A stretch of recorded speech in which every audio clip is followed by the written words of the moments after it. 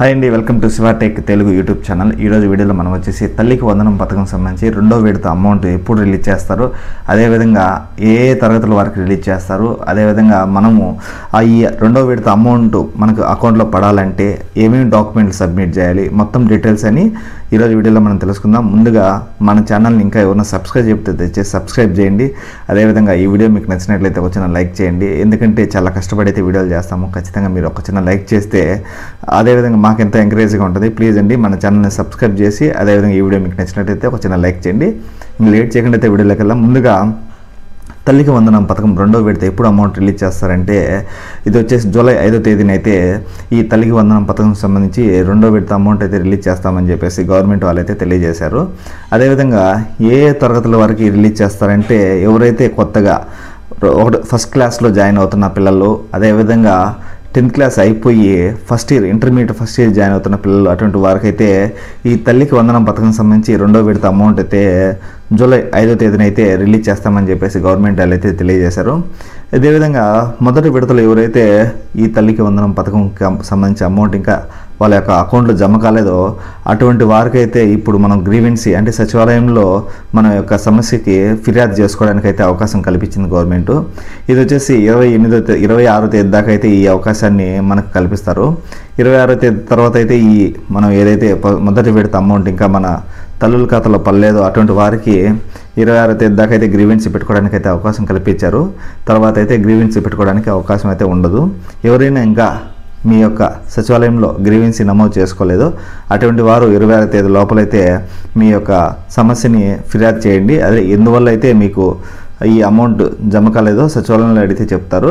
దానికి సంబంధించిన డాక్యుమెంట్ని మనం సచివాలయంలో సబ్మిట్ చేస్తే మీకు రెండో విడతలో అయితే మీ యొక్క తల్లికి వందనం సంబంధించిన అమౌంట్ అయితే జమ చేయడం జరుగుతుంది. ముఖ్యంగా ఎందుకు కారణాల వల్ల అయితే మొదటి విడతలో మనకు అమౌంట్ రాలేదో తల్లికి వందనం సంబంధించి మెయిన్ కారణాలు వచ్చేసి ఎవరికైతే రైతులకి 10 ఎకరాల భూమి ఉంటుందో అటువంటి వారికి తల్లికి వందనం పథకం పడలేదు. అదేవిధంగా ఎవరైతే 300 యూనిట్లు దాటి విద్యుత్ ఛార్జెస్ కరెంటు బిల్లు కడుతున్నారో అటువంటి వారికి కూడా ఈ యొక్క అమౌంట్ అయితే జమ చేయడం జరగలేదు. అదేవిధంగా ఎవరైతే 4 వీలర్ అంటే ఇంట్లో 4 కాళ్ళ వాహనం ఏదైతే కారు అలాంటివి ఉన్నాయో వారికి కూడా ఈ అమౌంట్ అయితే జమ చేయడం జరగలేదు. అదేవిధంగా గవర్నమెంట్ ఉద్యోగి అదేవిధంగా ఇన్కమ్ ట్యాక్స్ కడుతున్నారో అటువంటి వారికి అయితే ఈ అమౌంట్ అయితే జమ చేయడం జరగలేదండి గవర్నమెంట్ మొదటి విడతలో. కానీ కొంతమందికి వీటిలో ఏ కారణాలు లేకపోయినా కానీ కొంతమంది ఇన్ఎలిజిబుల్ లిస్టులు అయితే పేర్లు వచ్చాయి. అటువంటి వారు ఏ కారణం చేత వాళ్ళు ఇన్ఎలిజిబుల్ అయ్యారో ఆ విషయం తెలుసుకొని మన సచివాలయంలో దాని సరైన డాక్యుమెంట్ మనం సబ్మిట్ చేస్తే మనకి ఈ జూన్ 5వ తేదీని రిలీజ్ అయ్యి రెండో విడతలు అయితే ఈ అమౌంట్ అయితే జమ చేయడం జరుగుతుందండి. ఇదే విధంగా ఈ గ్రీవెన్సీ పెట్టుకోవడానికి లాస్ట్ డేట్ వచ్చేసి ఈ నెల 26వ తేదీ లోపలైతే మీరు మీ యొక్క సమస్యకి ఫిర్యాదు అయితే చేసుకోవాల్సిందిగా ఉంటుంది. అదేవిధంగా ఎవరైతే ఇంటర్మీడియట్ రెండో సంవత్సరం ఇప్పుడు అయిపోయి వాళ్ళు next degree first year join అవుతున్నారో అటువంటి వారికి అయితే ఈ తల్లికి వందనం అయితే అమౌంట్ అయితే వేయరు. ఎందుకంటే వాళ్ళు నెక్స్ట్ డిగ్రీలో వాళ్ళకి ఫీజు రీయింబర్స్మెంట్ గాను ఏదో విధంగా వాళ్ళకైతే అమౌంట్ అయితే జమ చేస్తామని చెప్పారు. ఇప్పుడు తల్లికి వందనం పథకం సంబంధించి అయితే వాళ్ళు ఎలిజిబుల్ కాదు. ఎవరైతే కొత్తగా ఫస్ట్ క్లాస్లో జాయిన్ అవుతున్నారు, అదేవిధంగా 10th క్లాస్ కంప్లీట్ అయిపోయి ఇంటర్మీడియట్ ఫస్ట్ ఇయర్లో అడ్మిషన్ జరుగుతుందో వాళ్ళకి మాత్రమే ఈ తల్లికి వందనం పథకం సంబంధించి రెండో విడత అమౌంట్ అయితే జమ చేయడం జరుగుతుందని చెప్పారు. ఈ అమౌంట్ని జూలై 5వ తేదీన అయితే రిలీజ్ చేస్తారు. అదేవిధంగా ఈ జూన్ 30వ తేదీన అయితే ఈ రెండో విడతకు సంబంధించి ఫైనల్ ఎలిజిబుల్ లిస్ట్ అయితే మన యొక్క గ్రామ సచివాలయంలో ప్రదర్శించడం జరుగుతుంది.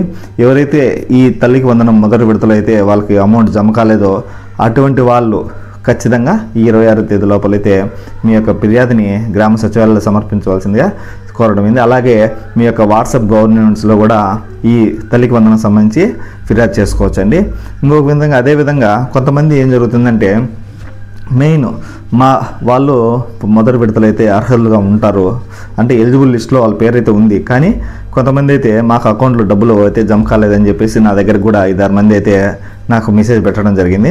అటువంటి వారికి నేనైతే ఖచ్చితంగా ఎన్పిసిఐ లింక్ అంటే ఆధార్కి వాళ్ళ యొక్క బ్యాంక్ లింక్ ఏ బ్యాంక్ లింక్ అయిందో చెక్ చేశాను. కొంతమందికి అయితే వాళ్ళు ఎప్పుడో అకౌంట్ చేర్చుకున్నారు, కానీ ఇప్పుడైతే ఆ అకౌంట్ వాడడం లేదు. కానీ ఇప్పుడు రీసెంట్గా వేరే అకౌంట్ అయితే వాళ్ళు వాడుతున్నారు. దాంట్లో చెక్ చేసుకున్నారు, కానీ దాంట్లో అయితే పడలేదు. చూస్తే ఎన్పిసిఐ లింక్ మాత్రం పాత అకౌంట్కి అయితే లింక్ అయింది. కాబట్టి అమౌంట్ కూడా దాంట్లోనే పడి ఉండింది. వాళ్ళు చెక్ చేసుకోమని చెప్తే చెక్ చేసుకుంటే వాళ్ళ యొక్క పాత అకౌంట్లో అయితే అమౌంట్ అయితే జమ చేయడం జరిగింది. అదేవిధంగా కొంతమంది అయితే కరువు పనికి పోతా ఈ యొక్క పోస్టల్ డిపార్ట్మెంట్లో అయితే బ్యాంక్ అకౌంట్ చేర్చుకున్నారు. అటువంటి వారికి కొంతమందికి అయితే పోస్టల్ దాంట్లో కూడా పడడం జరిగింది. కొంతమంది అయితే అసలు మాకు అకౌంటే లేదు, మాకు దేంట్లో పడింది అర్థం కావడం లేదు, ఉండేది ఒకే ఒక అకౌంట్ కానీ దాంట్లో పడలేదని చెప్తున్నారు. అటువంటి వారికి ఎన్పిసిఐ లింక్ అయితే చెక్ చేయడం జరిగింది. చెక్ చేస్తే వాళ్ళకి ఐసిఐసిఐ బ్యాంక్లో జమ చేయడం జరిగింది. ఎందువల్లంటే ఇంతకుముందు ఐసిఐసిఐ బ్యాంక్ వాళ్ళు ఏదైతే కరువు పని చేస్తూ ఉంటారో ఆ డబ్బులు వాళ్ళ యొక్క బ్యాంక్లో వేసుకోవడానికి వాళ్ళు ఆధార్ కార్డుతోనే అకౌంట్ ఒకటి క్రియేట్ చేసి ఆధార్ నెంబర్ మీద ఫింగర్ వేయించుకొని డబ్బులు అయితే ఇస్తూ వచ్చినారు. ఆ విధంగా అయితే వాళ్ళకి ఐసిఐసిఐ బ్యాంక్లో అయితే జమ చేయడం జరిగిందండి. ఈ విధంగా చాలామంది అయితే ఎన్పిసిఐ లింక్ ఏ బ్యాంక్ ఉందో తెలియక పాపము వాళ్ళకి అమౌంట్ పడలేదని మాకు పడలేదని చెప్పి అనుకుంటున్నారు.